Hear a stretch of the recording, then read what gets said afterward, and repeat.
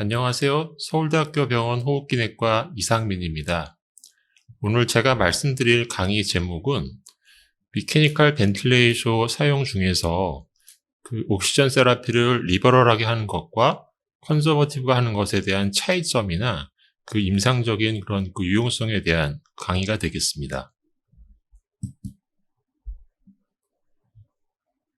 먼저 중환자 영역에서의 그런 산소 치료에 대해서 말씀을 좀 드리겠습니다.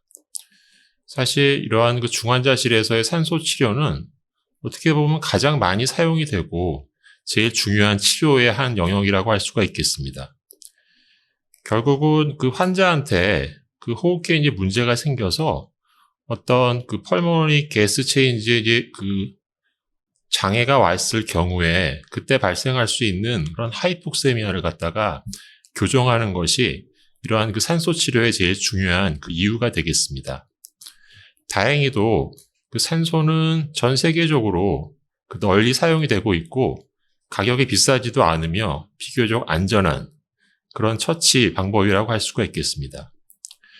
따라서 별로 고민을 하지 않으면 너무 과도하게 산소를 과다 투여할 가능성이 있겠죠. 그렇지만 문제는 이러한 과도한 산소의 치료가 어떤 여러 가지 영향을 줄 수 있다고 이제 알려져 있습니다. 이 슬라이드에서 보는 바와 같이 어떤 그런 다이렉트 또는 인다이렉트한 펄머너리 옥시전 인듀스드 인저리를 갖다 유발할 수가 있겠고, 비단 호흡기뿐만이 아니라 그런 다른 장기에 익스트라 펄머너리 옥시전 인듀스드 인저리를 유발할 수도 있다고 알려져 있습니다. 또한 만성적인 호흡 부전이 있는 환자 같은 경우에는 기존에 있던 그런 하이퍼캐프니아를 갖다가 더 이제 악화시킬 수도 있겠고, 어떤 보고에서는 어떤 드럭 톡시시티를 갖다가 더 악영향을 줄 수 있다는 보고도 있습니다. 이러한 하이퍼록시아의 어떤 호흡기 쪽의 영향을 좀 다시 한번 좀 깊게 말씀을 좀 드리면, 레스피레이션에 이제 디프레션을 유발할 수가 있겠고, 펄모너리 바조 다일레이션을 유발을 해서 벤틸레이션 퍼퓨전 미스매칭을 갖다가 유발할 수도 있겠습니다. 또한 앞에 슬라이드에서 말씀드린 바와 같이 하이포캐프니아 더 악화시킬 수도 있으며 업소프션 아트라티시스도 유발할 수가 있겠고요. 또한 어큐트 트라키오 브론카이티스를 유발을 해서 어떤 뮤코실리어리 클리어런스의 펑션을 갖다가 저하시킬 수 있는 그런 악영향을 줄 수도 있겠습니다. 심한 경우에는 병리학적으로 디퓨즈 알베올라 데미지를 유발을 해서 임상적으로 ARDS를 일으킬 수도 있겠고요. 신생아 같은 경우에는 그런 브론코펄모너리 디스플라이저도 영향을 줄 수가 있겠습니다. 이러한 하이퍼록시아는 어떤 여러 가지 이제 이득도 있을 수가 있고 어떤 해도 줄 수가 있는 양면적인 그런 형상을 지닌다고 할 수가 있겠지요. 그래서 이러한 과도 FiO2 1.0 정도의 그런 하이퍼록시아를 주었을 경우에 각종 마이토콘드리아 오토 컨섬션을 줄인다든지 ROS 생성 등을 통해서 어떤 호스트 디펜스를 좀 강화시킬 수도 있겠고, 어떤 나이트리 옥사이드를 감소시켜서 어떤 미네 프레셔를 갖다가 좀 높인다든지 등등등 이런 여러 가지 장점이 있을 수도 있겠습니다. 하지만 이러한 과도한 과산소증은 이러한 비단 그런 이득뿐만이 아니라 이런 해를 유발할 수도 있겠고요. 같은 기전에 있어서도 이러한 여러 가지 염증이 악화된다든지 ROS 생성에 의해서 어떤 스트레스가 가해진다든지 등등등 이러한 해도 줄 수가 있겠습니다. 요런 내용을 좀 다시 이제 말씀을 좀 드리면 결국 이제 양면성이 있다는 거죠. 그래서 이 장점인 부분하고 이런 약점인 부분을 이제 나눠서 봤을 때 결국은 이러한 기전들은 다 비슷하지만 이런 것들이 어떤 경우에는 예를 들어서 마이토콘드리아 오토 컨섬션을 갖다가 줄어드는 그런 기전 자체가 그런 레스피레이터리 이피션시를 갖다가 개선시킬 수 있는 장점이 될 수도 있겠지만, 반면에 ATP 생성에 있어서는 약간 감소가 되는 이런 반대급부도 있을 수가 있겠죠. 그리고 여러 가지 여기 보시는 바와 같이 옥시 헤모글로빈 세츄레이션에 대한 증가라든지 나이트리 옥사이드의 감소 등등등의 이런 것들이 어떤 측면에서는 긍정적인 측면, 어떤 측면에서는 이런 부정적인 측면을 갖다가 유발을 할 수가 있겠습니다. 결국 우리가 저희 산소를 이제 고농도로 줬을 때 걱정하는 것은 이러한 여러 가지 셀룰라 내지는 몰레큘라 레벨에서의 인저리가 이제 제일 걱정이 되는 거죠.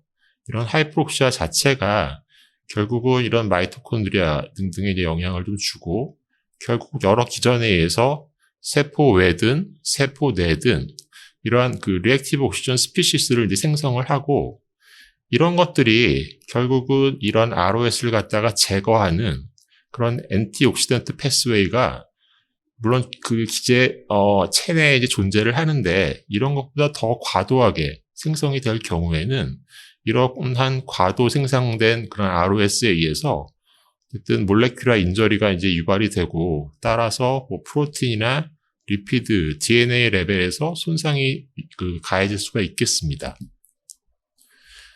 이러한 그 ROS의 원천을 볼 때 뭐 방금 말씀드린 그런 하이프록시가 되게 중요하겠지만은요. 그 외에도 여러 가지 다른 그 경로를 통해서 이런 폐포 내에 ROS 생성이 될 수가 있겠습니다. 여러 가지 염증 등에 의한 사이토카인이라든지 이로 인한 각종 인플라마토리 셀, 에피셀리아 셀 등이 이제 자극을 받고 이런 것들이 이런 그 ROS 스피시스를 갖다가 증가시킬 수가 있겠고요.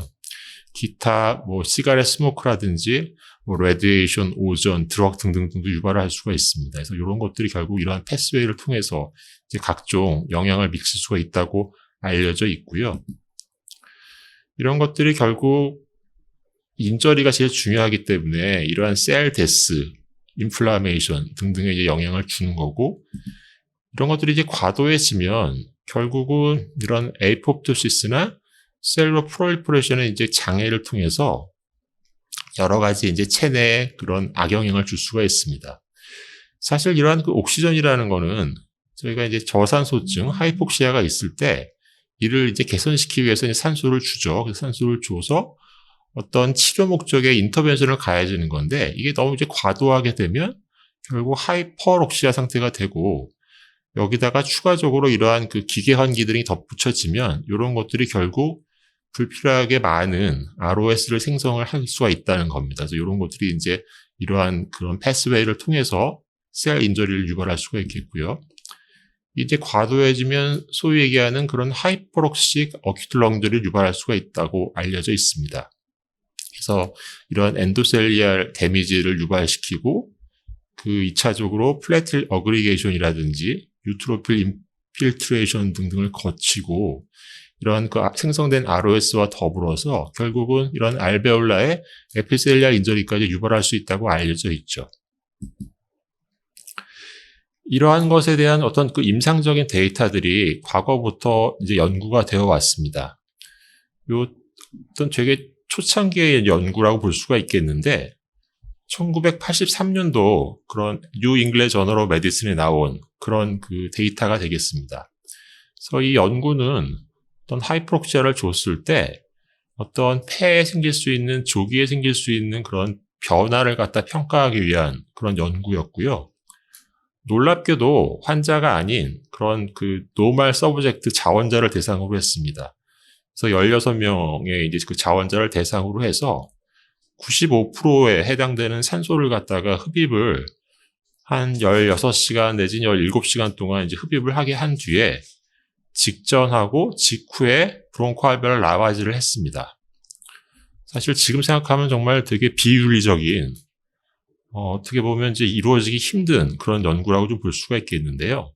거기에 대해서 저희가 연구를 했을 때 뭐 양쪽 군에서 결국 알베올 라바지의 이제 플루이드는 다 비슷하게 나왔고 이때 보면 알부민 레벨이 이제 차이가 납니다. 즉 산소를 줬을 때 뭔가 이제 그 리크가 생겨서 퍼미어비터 증가됨으로 해서 알부민 레벨이 올라갔다는 걸 알 수가 있겠고 여기서 얻은 그런 그 알베올라 매크로파지를 갖다가 컬처를 했을 때 어떤 그 고용량의 산소를 준 그런 그 직후에 얻은 알베올라 매크로파지에서 파이브로넥틴이라든지 이러한 그 그로스 팩터 등들이 더 많이 나온다. 뭔가 이제 인플라메이션이 많이 증가된다. 또는 이런 하이퍼록시아가 이런 스트럭처럴 배리어를 갖다가 뭔가 이제 망가뜨린다라는 그런 사실을 이제 알 수가 있었습니다.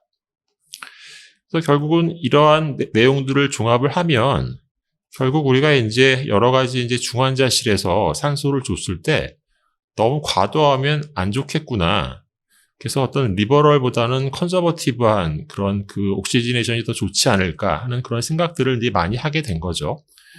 그래서 요 테이블은 2019년도 이제 인텐시브 케어 메디슨에 이제 실렸던 그런 에디토리아에 실린 테이블인데, 그동안에 여러 가지 이제 옥시전 타겟에 관한 그런 그 ICU 임상 연구들에서 실제 시행했던 그런 옥시전 타겟을 갖다가 나열을 한 테이블이 되겠습니다. 그래서 여러 연구들이 이루어져 있고요. 뭐 이따 뒤에 자세히 말씀드린 뭐 ICU 락스 그리고 로코2 핫 ICU 등등등이 다 포함이 되어 있는데, 이 당시만 하더라도 아직 이 연구들이 결과 발표되기 전이라서 이 스테터스가 뭐 액티브나 리크루팅 이런 식으로 좀 메모가 되어 있습니다. 좌우간 과거부터 있던 여러 가지 다양한 연구들을 볼 때 뭐 환자 수는 되게 다양하게 이루어져 있죠. 그래서 각각 뭐 ICU에 이제 뭐 일정 기간 이상 있던 환자들, 미케니컬 벤틸레이터를 하는 뭐 septis 환자들, 벤틸리즘 환자들, 아니면 ARDS만 따로 분류하든, 아무튼 각각의 연구가 포함시킨 환자의 그런 그 인클루전 크라이테리아가 다 다양한데, 각각 연구들이 어떤 그 컨서버티브 그룹에 있어서의 옥시전 타겟이 되게 이제 다양하게 지정을 하고 있습니다. 그래서 여러분들이 이제 연구를 좀 내용을 좀 보고 논문을 읽으실 때 각각 연구들이 어떤 옥시전 타겟을 갖다가 정해서 이루어졌는지를 보는 게 좀 중요할 것 같습니다. 그래서 이제 이런 그 여러 가지 이제 타겟을 하고 있다는 걸 아시면 되겠고요.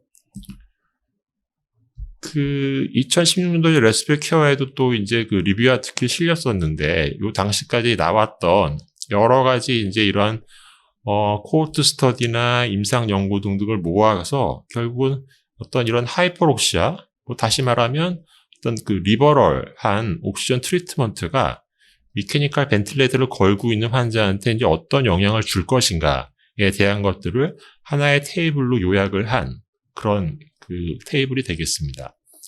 그래서 뭐 과거부터 해서 여러 개의 이제 그 연구 결과들을 보여주고 있고요.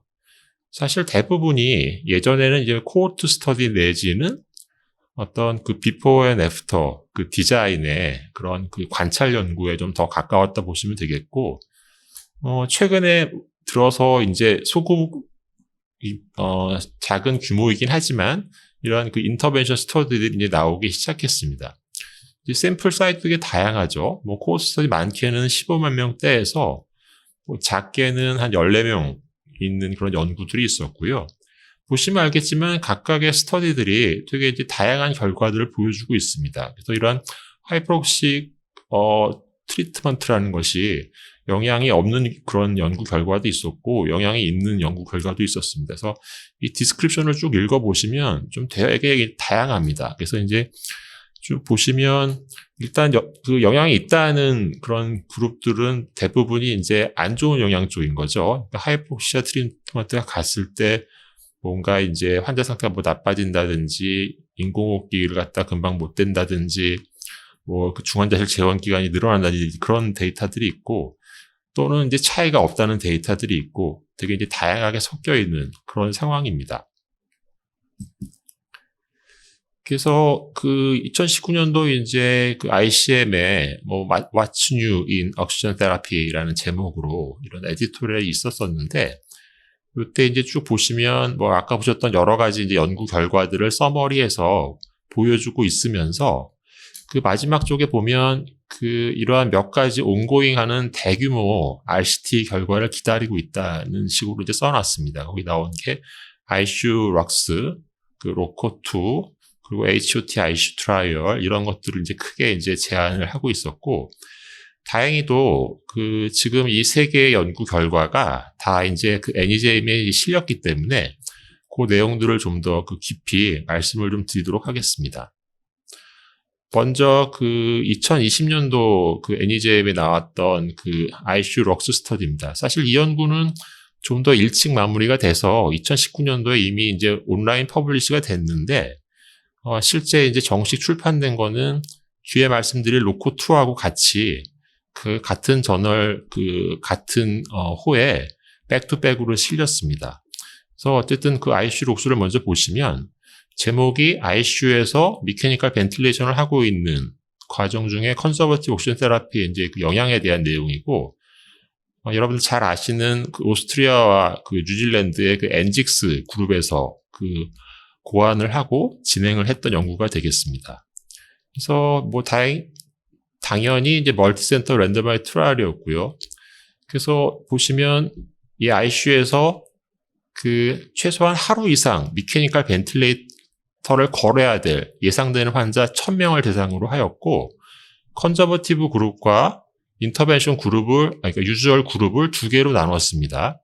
컨저버티브 그룹은 그 어떤 세츄레이션 알람을 갖다가 97%에 닿으면 무조건 울리게 해서, 그게 울리면 환자가 안정되는 정도 한에서는 FiO2를 확 줄여가지고 되게 적극적으로 컨저버티브하게 이제 매니지를 한 거고요.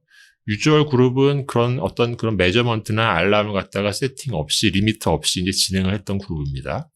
프라이머리 엔드포인트는 28일째 벤틸레이터 프리데이로 했었고요. 먼저 결론부터 잠깐 말씀드리면, ICU에서 미케니컬 벤틸레이터를 걸고 있는 환자들을 봤을 때 어떤 이런 컨서버티브 옥시전 세라피를 한 그룹이 이런 유주얼 케어 그룹과 비교했을 때 아쉽게도 벤틸레이터 프리데이를 갖다가 줄이지는 못했다 하는 그 부정적인 데이터를 발표를 했습니다. 그 3,400여 명 정도의 이제 인클루전 크라이테리아를 해서 한 800명 정도가 이제 빠져나갔고요. 결국은 이제 이후에 다시 이제 쭉 빠지고 최종적으로 이제 랜더미제이션이 포함된 그 군이 이제 1000명 정도고 거의 이제 비슷하게 나눠졌습니다. 그래서 최종적으로 그 아날시스에 포함된 그룹은 컨서버티브 그룹 484명, 그리고 이제 유주얼 케어가 이제 이 정도가 되겠습니다. 그래서 왼쪽이 그 아웃컴에 대한 그 테이블이고요. 프라이머리 아웃컴이 벤틸레이터 프리데이였는데 컨서버티브 그룹이 한 21일 정도, 21.3 정도의 메디안 값, 유주얼 그룹이 22.1 정도로 어쨌든 그 비트윈 디퍼런스가 한 0.31 정도밖에 이제 차이가 안 되는 거였고요. 그 다른 키 세컨더리 아웃컴에서도 이렇게 그 유의한 차이를 보이지 못했습니다. 서바이벌에 대한 카플라마이어 커브에서도 두 개가 나눠지지 않죠. 그래서 일단 그런 좀 그 아쉽지만 네거티브 데이터를 얻었던 그런 연구였고요. 두 번째 말씀드릴 내용은 그 NEJ 같은 호에 이제 실렸던 그 로코2라는 연구입니다. 그래서 이 연구는 이제 프랑스에서 다기관으로 이루어진 연구가 되겠고요. 앞에와는 달리 이 ARDS 환자만을 대상으로 한 그 연구가 되겠습니다. 그래서 그 ARDS 환자에서 리버럴 그룹과 컨서버티브 옥시전 세라피에 대한 거를 갖다 비교를 한 그런 연구가 되겠고요. 실제 ARDS로 진단 후에 12시간 이내에 환자를 갖다가 이제 랜덤에서 이제 그 트라이얼 시작했습니다. 되게 이제 early phase에 일단 그 랜덤이 된 거죠. 그래서 이제 컨저버티브 그룹은 타겟을 PaO2 그룹으로는 한 55에서 70 정도, SpO2 기준으로는 88에서 92 정도로 되게 이제 좀 약간 낮게 좀 잡아놨고, 리버럴 그룹은 타겟을 PaO2 기준 90에서 105, 세츄레이션 기준 96% 이상으로 어쨌든 7일 정도의 치료를 해서 프라이머리 엔드포인트는 28일째 월커스 머탈리티로 봤습니다. 그래서 일단 결론부터 잠깐 말씀드리면, 이러한 조기부터 이제 개입을 한 거죠. 그래서 이제 컨서버티브하게 했을 때, 사실은 이제 원래는 이제 컨서버티브 매니지 그룹이 서바이벌 게인이 있을 거다라는 가정하에 진행을 했는데, 이게 이제 보이지 못했다는 거고요. 오히려 더 이 중간에 보시면 알겠지만, 실제 예상된 그런 환자 수를 채우기 전에 205명 정도의 환자가 인롤이 된 상황에서 이 데이터와 세이프티 모니터링 보드에서 이제 중간 분석을 했을 때 세이프티 이슈 때문에 이제 이 연구가 이제 중단된, 프리머추어하게 스탑이 된 그런 상황입니다. 그래서 보시면 각각 그 PaO2 값하고 SaO2, 세츄레이션 값을 비교했을 때, 뭐 당연히 리버럴 그룹이 이제 높게 나오고, 컨서버티브 그룹이 이제 낮게 이제 유지가 좀 되겠죠. 두 그룹이 이제 잘 나눠져서 이 정도의 차이를 보는 것을 보실 수가 있겠고요. 타임 어드저스트 디퍼런스를 보시면 한 PO2 값은 한 약 28mm 머큐리 정도의 차이가 있고 세츄레이션은 약 3.8% 정도의 차이가 있는 것을 보실 수가 있겠습니다. 왼쪽이 이제 아웃컴 테이블이고요. 보시면 알겠지만 이 얼커스 모탈리티 28일째, ICU 90일째를 보시면 왼쪽 컨저버티브한 그룹이 리버럴 그룹에 비해서 되게 차이가 눈에 보이죠. 그래서 이제 이 컨저버티브 그룹이 모탈리티가 오히려 예상과는 반대로 더 높게 나오는 것을 볼 수가 있겠습니다. 보시면 밑에 이제 카디악 애드버스 이벤트도 더 이렇게 높은 것을 볼 수가 있겠죠. 그래서 이렇게 쭉 보시고 실제 서바이벌에 대한 그 카플라메 커브를 보셔도 이 두 개가 처음부터 쭉 이렇게 벌어집니다. 컨저버티브 그룹이 오히려 서바이벌이 더 낮게 나오는 그런 생각과는 완전히 반대처럼 나와서 이런 이유 때문에 이 연구가 이제 일찍 종료가 된 거고요. 실제 이제 이 NEJ임에서 이 내용에 대해서 이렇게 예쁘게 하나의 이런 그런 인포그래프를 만들어가지고 그 정리를 해놨습니다. 그래서 결국은 한 201명조의 ARDS 환자, 컨저버티브 그룹은 이 정도의 세팅, 리버럽은 이 정도의 세팅으로 양군을 나눠서 봤을 때 28일째 모탈리티가 오히려 컨저버티브가 더 높게 나왔고요. 이 차이는 거의 한 7.8% 정도 포인트의 그 차이를 보이고 있습니다. 흥미로운 거는 이런 컨저버티브 옵션 그룹에서 이 5명 정도의 메젠테릭 이스케믹 이벤트가 이제 발생을 했다는 거죠.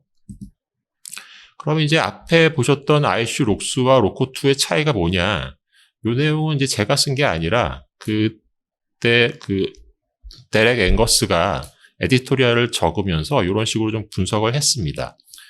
그래서 ICU 록스는 앞에 보신 바와 같이 미케니컬 벤틸레이터를 거는 다양한 브로드한 환자들의 코호트를 인도를 한 거고, 로코2는 좀 더 스트릭트하게 ARDS 환자만을 갖다 대상으로 했다는 차이점이 있겠고요. 두 번째는 각각의 그 연구에 따라서 어떤 그런 컨트롤 그룹에 있어서의 그런 타겟하는 세팅 그런 방법 자체가 좀 달랐다. 그리고 세 번째는 그 ICU 록스 같은 경우에 컨저버티브 스트래티지가 90에서 96 정도로 약간 좀 높게 잡혀있는 방안에서 로코2는 좀 더 스트릭트한 거죠. 타겟이 88에서 92로 같은 이런 컨저버티브 그 스트리티라고 하더라도 이 어떤 옥시전 타겟 자체가 좀 다른 이런 것들이 이 양쪽의 연구의 차이점이라고 볼 수가 있겠습니다. 그리고 이제 세 번째 연구는 그 가장 최근에 나온 그 올 초에 NEJM에 실린 내용이고요. 어큐트 하이폭세믹 레스트리 페일리어에 대한 로어 하이어 옥시전 타겟에 대한 연구로 그 HOT ICU 연구가 되겠습니다. 그래서 이 연구는 ICU에 입원한 환자들 대상으로 이제 했고요. 사실 꼭 벤틸레이터를 건 사람만이 아니라 아닌 사람도 포함이 됐다고 이해를 하시면 되겠습니다. 그래서 이제 미케니컬 벤틸레이터만 대상으로 한 것은 아니고요.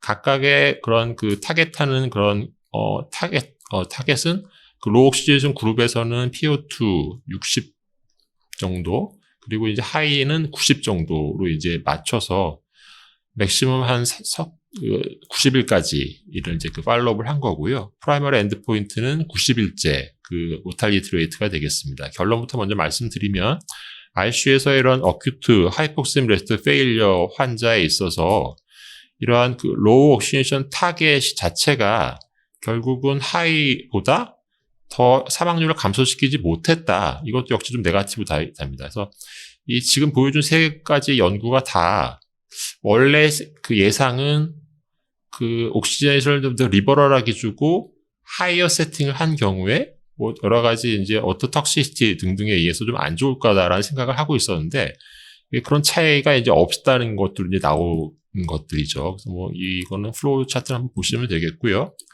각각의 PO2, SO2가 이렇게 벌어진다는 내용이고, 아웃컴을 보시면 마찬가지로 프라이머리 아웃컴의 이제 90일째 모탈리티인데 차이가 이제 별로 없고 리스크 레이쇼도 뭐 1.02 정도 리스크 디퍼런스 0.63 정도밖에 차이가 안 나고 KM 커브도 거의 갈라지지 않는 이런 그 네거티브 데이터를 얻을 수가 있었습니다.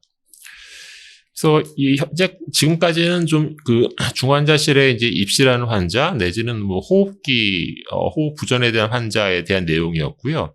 여기서 약간 좀 더 확장을 해서 다른 그런 그 질환이나 다른 질환군에 있어서의 내용을 몇 가지만 더 부연 설명 좀 드리겠습니다. 이 내용은 그 카디악 어레스트가 난 후에 산소에 대한 내용이고요. 어떤 하나의 단일 연구가 아니라 그중 안에 클리니컬 트라이얼을 모아서 인디비주얼 페이션트 데이터 그 메타애널리시스를 한 그런 결과가 되겠습니다. 2020년도 리서치 스테이션에 실렸고요. 그래서 카디악 어레스트 후에 옥시전 세라피를 컨서버티브 리버럴 두 개 이제 비교를 한 거고, 프라이머리 엔드포인트는 가장 마지막까지 팔로우할 때 모탈리티 데이터, 그리고 RCT는 7개가 이제 포함이 됐고 한 429명 정도가 포함이 됐는데, 여기서는 흥미롭게도 이런 카디악 어레스트 환자만을 대상으로 했을 때는 이런 컨서버티브 옥시전 테라피가 모탈리티를 갖다가 그 감소시키는 그런 좀 긍정적인 데이터를 좀 보여주고 있습니다. 다음은 이제 폐혈증으로 제한을 한 폐혈증 환자에 대해서만 그 분석을 한 거고요. 이는 앞에서 보셨던 그런 ICU 록스 데이터 중에서 그 서브그룹 애널리시스를 해서 이 sepsis 환자인 251명만을 갖다가 포스트업으로 분석을 한 겁니다. 마찬가지로 컨서버티브와 유주얼 분석을 했고 90일 모탈리티를 분석을 했었죠. 그래서 여기서는 그 결론을 보시면 컨서버티브 옥시전 테라피가 오히려 그러니까 이제 sepsis 때 이제 그 함을 갖다 유발할 수 있을 가능성을 좀 이렇게 추측되는 그런 데이터를 보여줬지만 사실 이 데이터 결과를 갖다가 컨펌을 할 수는 없는 거죠. 그래서 이제 포스트업 애널리시스이기 때문에 그래서 결국은 이러한 그룹에 있어서 sepsis 환자에 있어서 컨서버티브 옥시전 세라피가 얼마나 베네핏일지 아니면 함일지에 대해서 결론 내리기가 쉽지는 않다. 이런 식으로 이제 마무리를 하고 있습니다. 그 마지막으로 이제 이런 소아에 대해서도 그 데이터가 좀 이렇게 적지만 좀 있고요. 어떤 프로그래매틱 오픈 멀티센터 트라이얼에 대한 내용인데 이건 사실 이제 파일럿 스터디로 보시면 되겠습니다. 한 16세까지를 대상으로 해서 리버럴 그룹과 컨서버티브한 그룹을 갖다가 하는 연구를 이제 파일럿으로 진행을 했고요.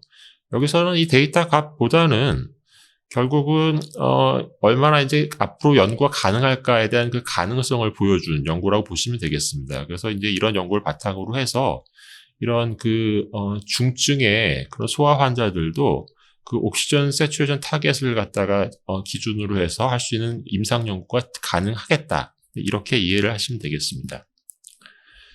그리고 그다음 이제 마무리해서 그 메타애널리시스 몇 개만 말씀을 좀 드리겠습니다. 그래서 란셋 2018년도에 실린 내용이고 이 데이터는 그러니까 이제 최근에 나왔던 뭐 HO2 ICU라든지 ICU 록스, 로코2 그런 것들 나오기 전 단계의 그런 데이터들을 모은 거고요.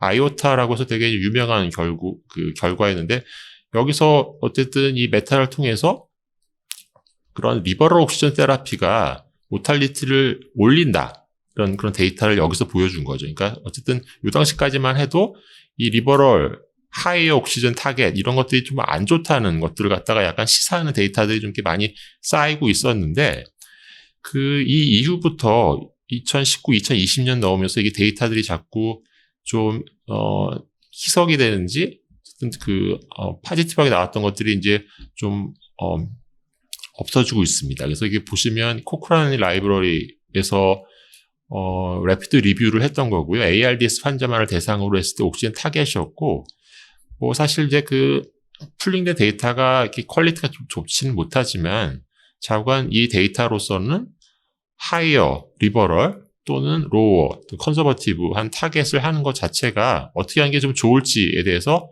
결론 내리기 어렵다. 이런 식으로 마무리를 하고 있고 제일 최근에 체스트에 실린 그런 시스템 리뷰하고 트라이얼 시퀀스 애널리시스 결과를 보면 50개의 이제 RCT가 포함이 되었고 2만여 명의 되게 많은 데이터가 실렸는데 이 데이터를 봤을 때도 결국은 no evidence입니다. no evidence was found에서 결국은 하이어나 로어에 대한 것이 뭐 정말 해가 될지 아니면 이득이 될지에 대해서 결론 내리기 어렵다 하는 식으로 이제 마무리가 되고 있습니다.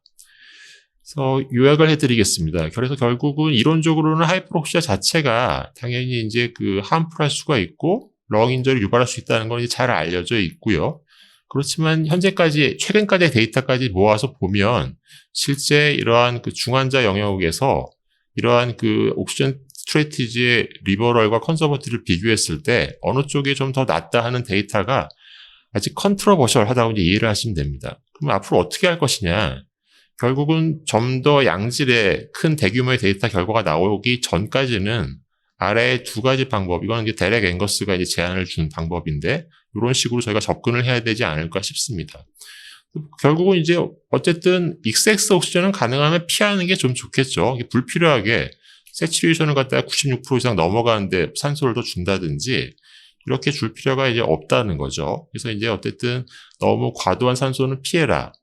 다만 컨서버티브하게 가더라도 이러한 그 아래쪽에 SpO2 타겟의 로우 레인지를 갖다가 너무 낮게는 잡지 말자. 특히 이런 하이 레벨 FiO2가 필요한 뭐 ARDS 환자 같은 그런 군에서는 앞에 로코2에서 보셨지만 그 ARDS를 대상으로 했을 때 컨서버티브 그룹이 오히려 모탈리티가 더 높지 않았습니까? 그때 이제 타겟이 한 88% 정도였는데 좌우간 그런 거에서 약간 그 생각을 해보면 결국 뭐 88% 기준보다는 컨서버티브가 하더라도 90 이상은 특히 ARDS와 같이 이런 하이 FiO2가 필요한 그룹에는 이렇게 주는 게 좋겠다.